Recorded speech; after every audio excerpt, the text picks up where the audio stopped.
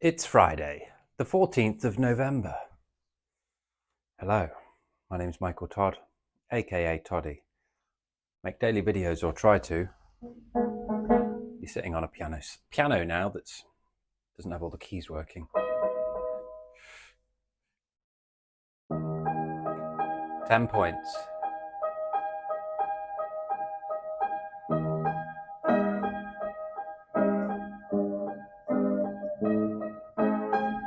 £10 to the commenter for all my raving fans who guesses the song. I've been enjoying learning a piano song of Max Serin of the Pixies song Where Is My Mind, which was featured on Fight Club. This whole year's been about that, really. It's been a chaotic year for me. I'm not sure what to talk about today. I feel like I've had an allergic reaction. I got this 2 or 3 times in the cottage that we lived at, and I probably featured it in the videos at all. It's not like I'm unwell, but it's like there's an allergic reaction. I'm not allergic to anything, so it's very strange. It's like something's in there, and you sneeze, and sometimes your eye just waters up. Maybe I'm allergic to the Manchester Visa Centre that we went to yesterday, which was exhausting. And I redid the Visa Wizard this morning just to check I wasn't going crazy, because, yeah, if you haven't seen it, we just, and apologies, I'm a bit sniffy. This is the thing. Yeah. I feel great other than this, but it's just a physical thing, body getting rid of things. Yeah, I yesterday just did a video about our 9.5-hour trip to Manchester and back to do this visa with TLS Contact, who are an intermediary between me or us, the customer, the visa seeker, and the French consulate, to make it all as smooth as possible. And the French, yeah, do I want to even go there? Well, they have there's 2 websites. You have to go to the French visa website first of all to submit your initial application, which then allows you to book with TLS Contact, who are a separate entity. And we had problems with the number that they give you not matching up, because I think I'd selected London initially because I was just looking into it, and then that wouldn't work on this website. All sorts of problems linking this up. Like, it's a very convoluted process. But there's a visa wizard on this first website, which, depending on your circumstances, how old you are, which country you live at, what you're seeking to do in France, i.e. how long, for what, like, is it business, is it educational, is it just personal, a visitor? You put all this in, and it's called a visa wizard because it takes all your information and tells you exactly what visa to then apply for, which of course then you follow and you do. And then you get to the center and they're like, hey, it's not quite the right visa. This looks like you wanting to stay there and reside in France. No, we just want to go for between 90 days and a year to hang out, to have some stability, to live.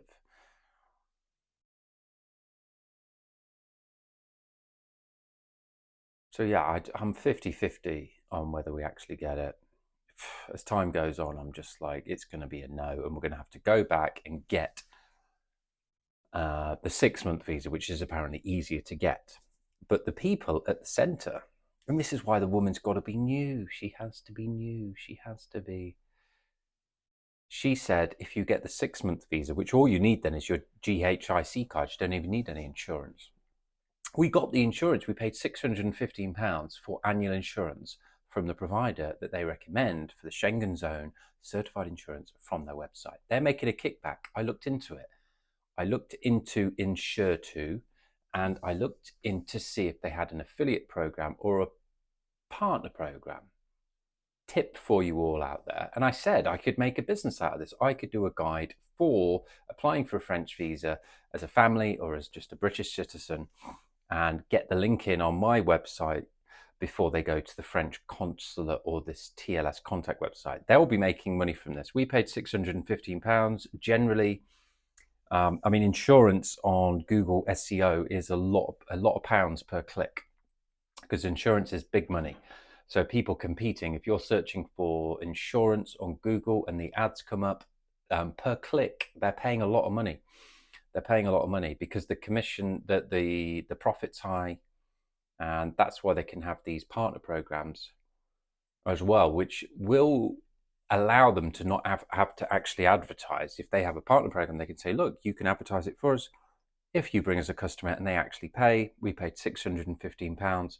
The partner program, they didn't reveal the percentage that they give back to the affiliate, which in a lot of cases people do, some cases they don't. You had to apply to get that information. I guess it's got to be 10%. Really, it's probably between 5 and 20, 5 and 15. I would say 10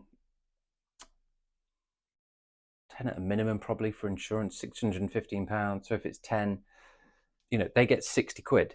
Thousands of people every day coming in, they're all getting this insurance. It's refundable as well if you don't get the visa, which is a nice touch. It's like, okay, good. And it says that. So when you're on the site, you need annual travel insurance. We have a recommended partner. You click on that, but then you get to the center and they say, this isn't the right insurance. And the other things that I mentioned yesterday, it's just want a break, just want to live. Anyway, AI.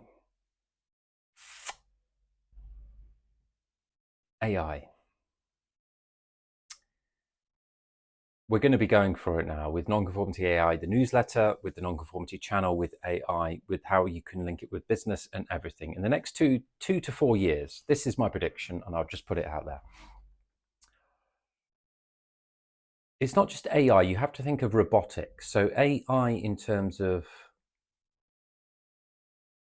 the AI agents, AGI, artificial general intelligence, and being able to actually do things. Has accelerated so much, and I do believe that behind the scenes it's way more advanced. I think the public are being drip fed with what it can do to entice them. I think there will be the biggest economic crash come, with the biggest displacement of the workforce that humanity has ever seen. And so we need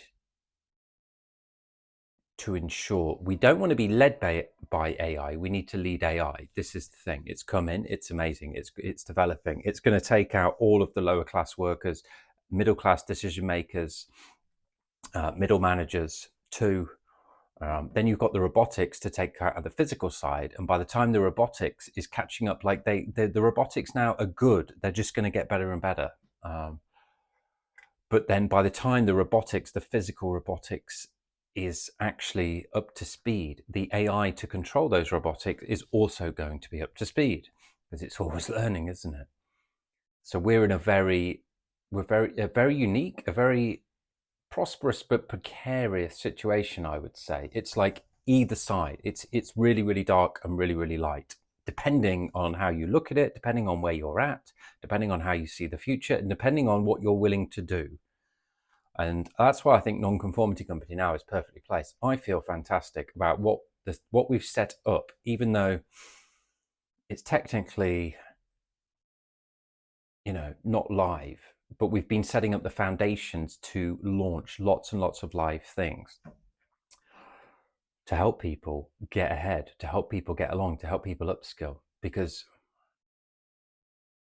it's just entered humanity. But I think in next year, this is my prediction, there are going to be shockwaves sent through humanity. And if people are sitting there thinking, my job's safe, physical jobs, a lot of physical jobs that need your interaction, dentists, nurses, doctors, okay, but they're only a small percentage of what's going on.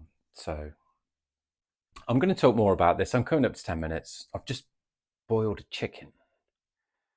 I've got broth, I've got roast potatoes, I've got gravy going that didn't quite go right, and now I'm redoing it. We're just going to enjoy a roast dinner, roast chicken dinner. AI can't do that, can't it? I've just listened to some really interesting stuff, which is blowing my mind, and had a few nice chats today, and a few interesting thoughts. So we'll just carry on. We'll carry on. Yeah.